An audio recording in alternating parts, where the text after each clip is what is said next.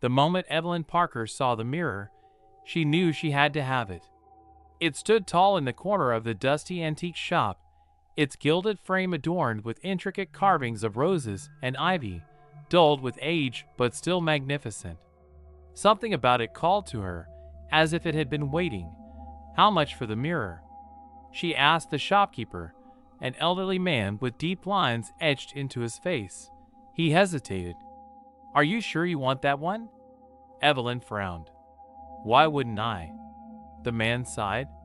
"It's an old piece. Some say it has a history. All antiques do." She smiled, brushing off his vague warning. Moments later, the mirror was hers.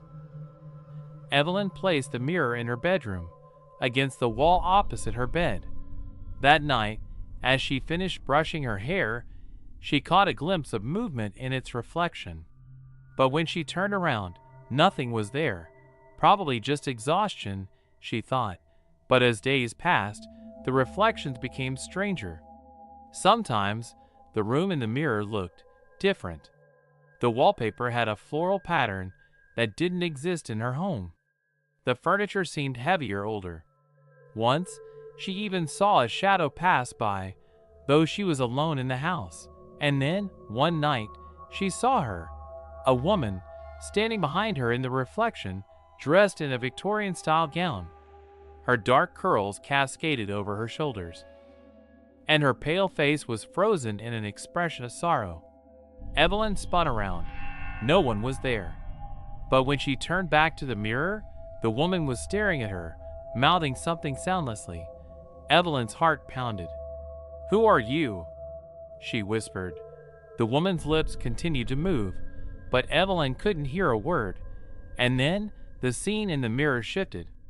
The woman wasn't standing anymore. She was lying on the floor. Her eyes were wide open, vacant. A dark stain spread across her dress. Evelyn gasped. The mirror was showing her a murder. Determined to understand what she had seen, Evelyn spent the next day researching her home's history. She discovered that her house had been built in the late 1800s and once belonged to a wealthy couple, Theodore and Lillian Montgomery. Lillian had disappeared under mysterious circumstances in 1892. The official story was that she had abandoned her husband and fled the country. But Evelyn knew better. Lillian hadn't fled. She had been killed. And the mirror had been there to witness it. That night, Evelyn returned to the mirror, hoping for more answers. As she watched, the scene replayed, Lillian collapsing, a shadowy figure looming over her. And then, the figure stepped into the light. It was Theodore Montgomery. Evelyn's blood ran cold. Theodore had murdered his wife and covered it up. The mirror knew the truth. Evelyn couldn't let this stay buried. She searched for any mention of Theodore after his wife's disappearance.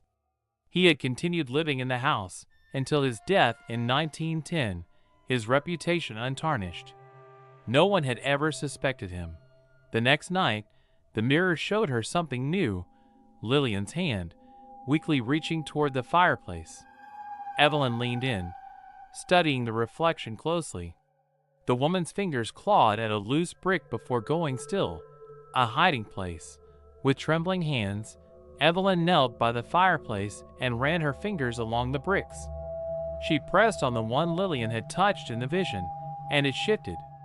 Pulling it loose, she reached inside and found a bundle of old, yellowed papers. A confession. Lillian had written everything down. The abuse, the threats, the night Theodore attacked her. She had hidden it, hoping someone would find it one day, and now someone had. Evelyn turned the documents over to the local historical society, which confirmed their authenticity. Soon, Lillian's story spread, and historians officially recognized her as a victim, not a runaway. One final time, Evelyn stood before the mirror. Lillian appeared, her expression no longer sorrowful, but grateful. She nodded once. Then, slowly, her image faded. And from that night on, the mirror reflected only the present.